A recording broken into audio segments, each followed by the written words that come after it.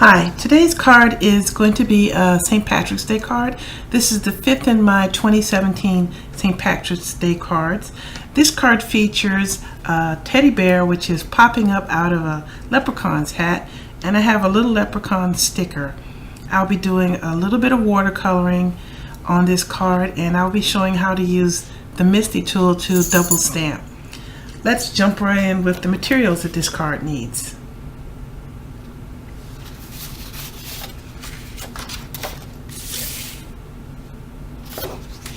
First, I have a card base, a motley light green, 8.5 by 5.5.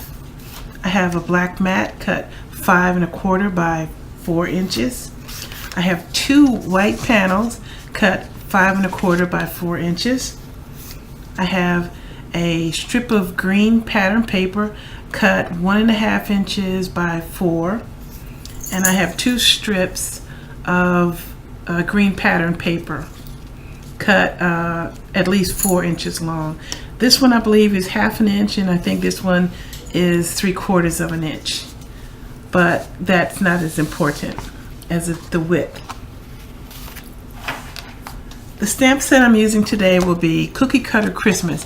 It may seem strange to be using a Christmas stamp to make St. Patrick's Day cards, but I'm going to be making this little teddy bear here. This teddy bear has ears and face, which we'll be putting together. The inks I'm using today is Memento Tuxedo Black and Memento Desert Sand. I will also be doing a little bit of watercoloring, so I have shades of green, gold, and a little pink. So of course that means I'll be using my aqua pen. I needed a hat stamp. I have this hat with the leprechaun's shamrock, and I needed 2 sentiments for the inside of the card and a shamrock.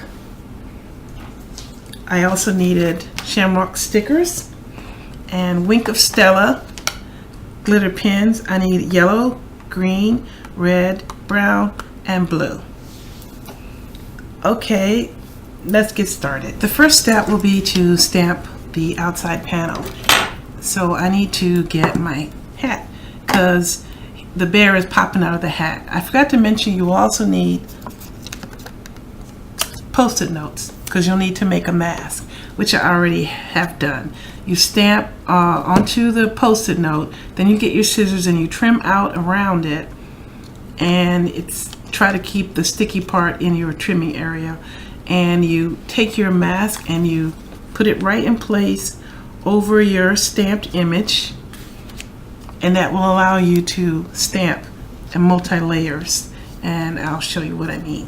So I need to get my stamp mat to give a little pushback, and since this card has green panels at the end, I'm going to have to allow a little bit of area to clear the green the papers. So I'm going to stamp a little bit above the bottom of the paper.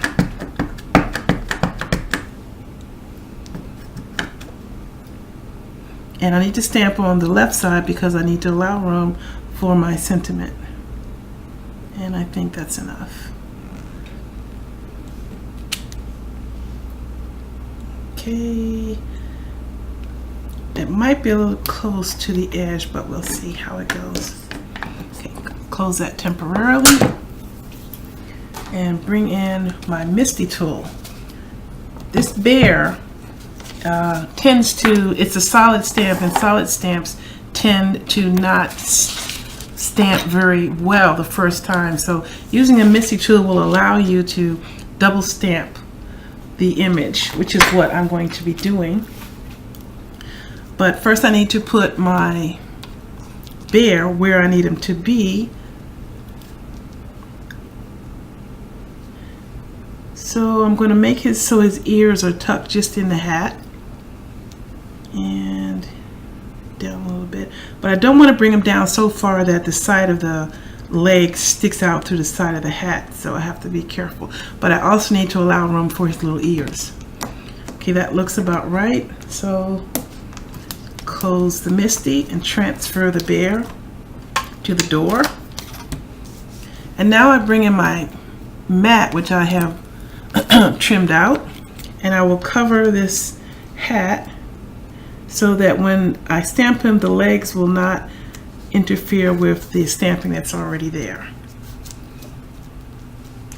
This is the same technique you do for matting for if you had flowers and you wanted to have the leaves appear to be tucked behind excuse me, the flowers. You would stamp the flower, cover it with the mat, and then stamp the leaves right on top of it. Okay. Now my desert sand. Oh, that's another thing, desert storm, isn't it? Again, having trouble with the nails. You know my battle. So I have to give a good press to make sure that the ink transfers. And it looks a little spotty, which is why I'm going to be double stamping to make sure that I get a really good coverage. And make sure this hasn't moved so I don't get a shadow image.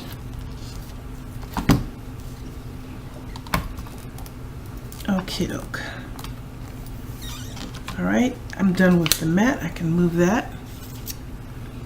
Clean off the bear with my rag, which has been soaked with my handmade cleaning solution. You can see a video for that on my channel. And move that in. Bring in these little ears.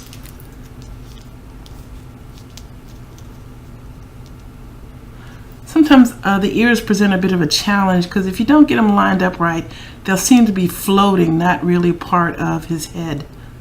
This is the trouble that I have had with this stamp set. So I need to be really sure that I got it this time. And I think I do. Okay. And the ears will also have to be double stamped.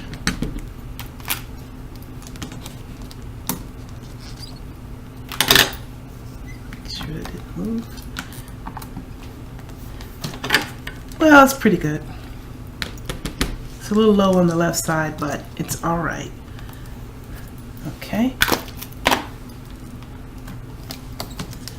And it looks a little bit different now, but when it dries out, it will be blended. There will be no difference. And the last is to get his little face.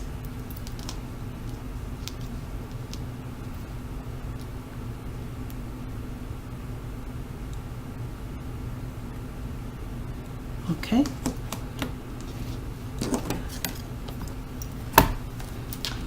Face I'm going to do in the Memento black. You have to be careful with this little stamp because if you press too hard, you'll get a shadow between his forehead and then it looks like he has a unibrow, which is not the look we're going for. So this just needs a light touch. There. Clean that off.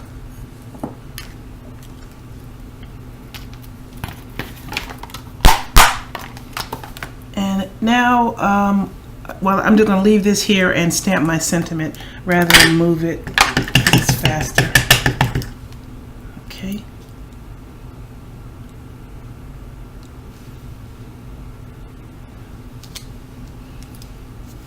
Oh, I got a little bit of artifact there, but that's all right. Hand stamp means hand loved, and they are allowing for you to make a few mistakes. Okay, now I need to work on the inside of the card, which I can show you here. So taking the second panel, and I need my stamp mat again. I've already put my stamps on the block, so I'm going to stamp them also in Memento black because I'll be doing some watercoloring. And Memento black is very forgiving for the watercoloring, and the ink tends not to run. You could also try with Onyx black, or if you weren't sure about your ink, you could try something like Stays On, I believe. But I tend not to use Stays On. I'm too impatient to fight with cleaning my stamps off, and that ink needs a little bit more effort to clean off. Okay, that's good. And after I put this card together, I thought I wanted to have another little teddy bear poking in here. So let's see if we can do this. Bring my MISTI back for the double stamping. And I'm going to line this to the top now. And bring him in about there. I needed that to be a little higher probably. I can fix it. That's the beauty of white stamping paper. It's always two-sided. So let's just stamp that again. This time a little higher.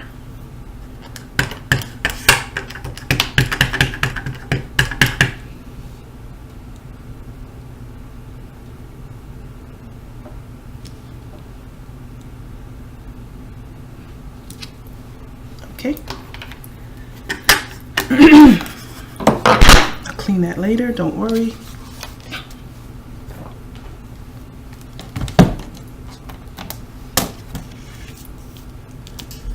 There, much better.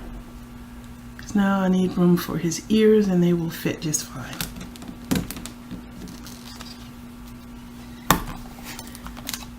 All right, and same steps as before. I will speed through this part.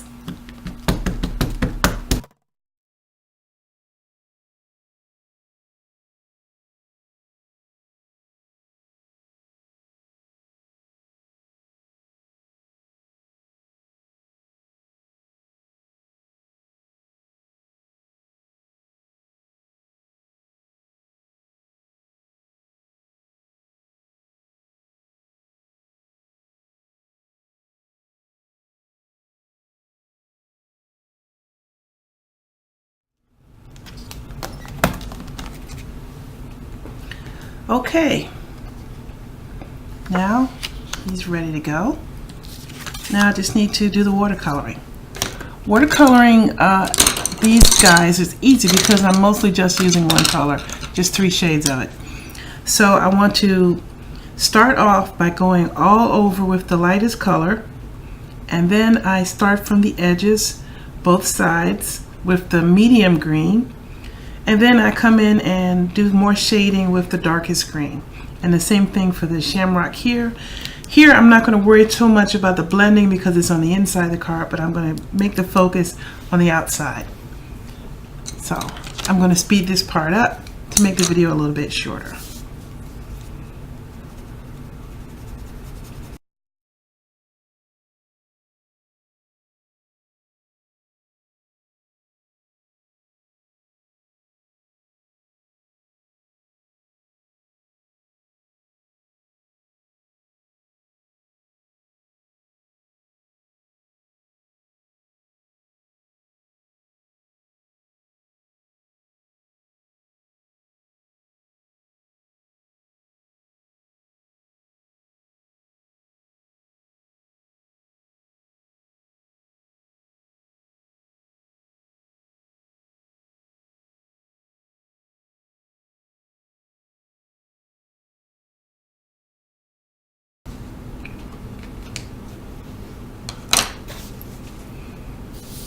Okay, now I'm going to do the coloring for the letters and that shamrock there.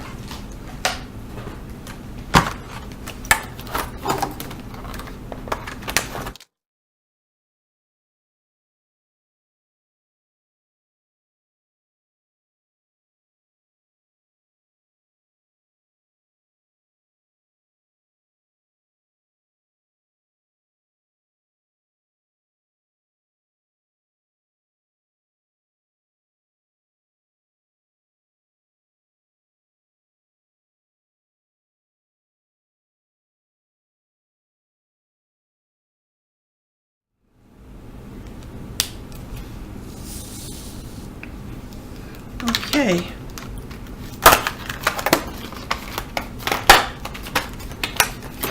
Now it's just a matter of putting the card together.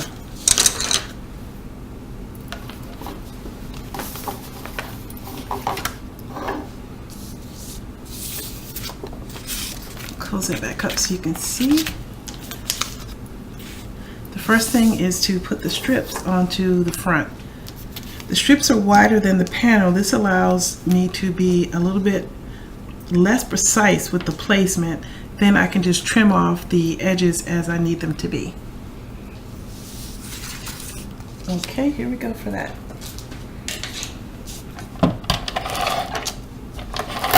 Uh-oh, ran out of tape. Have to go and get more tape. Slight pause.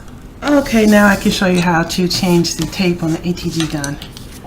This is probably going to be a very painful process for us both because I have trouble with it. But I'll just speed up and you get an idea and you can watch how it's done.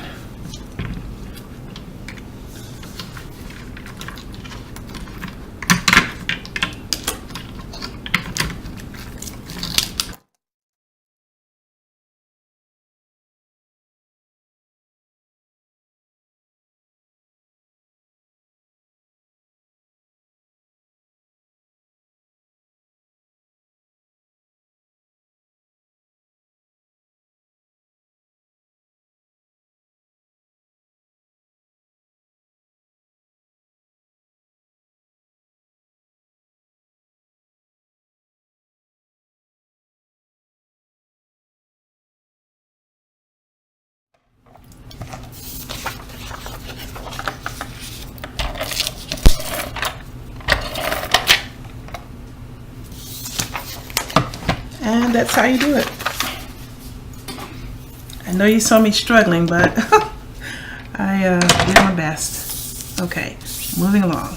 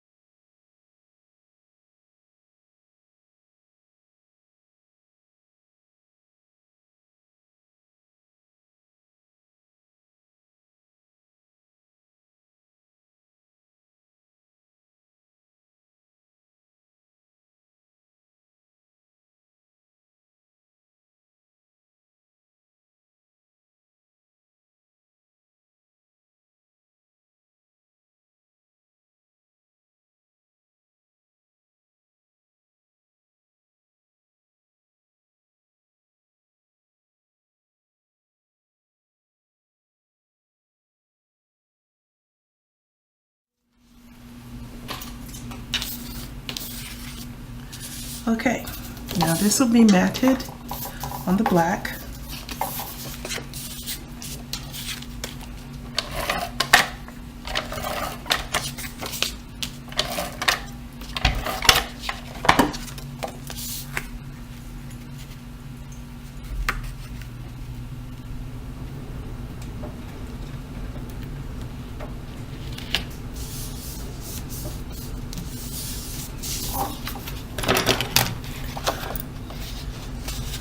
Fold my card base. This is like the 5th card with this new bone folder, and I still don't like it. Hopefully, I'll find my other one, or get used to this one, whichever happens first. Okay.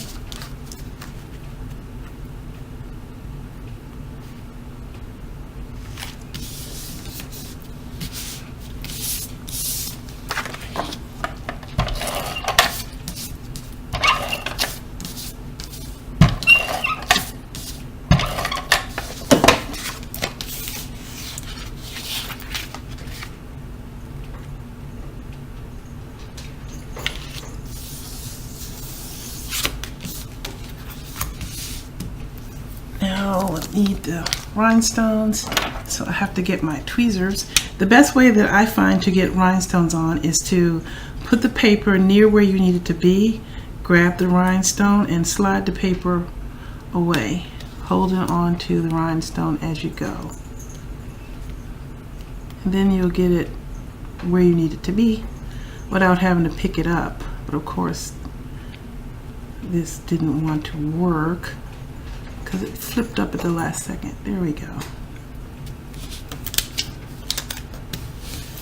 Hopefully the second one will go better. Here we go. And press it in place. And bring in the shamrocks.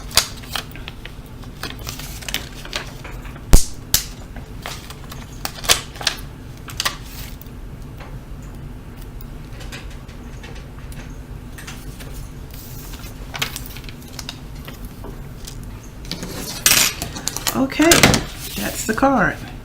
I need to do his little face though, don't I?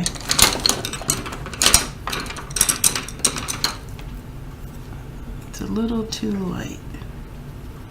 Can't see it. This one's a little too dark, this one's a little too light.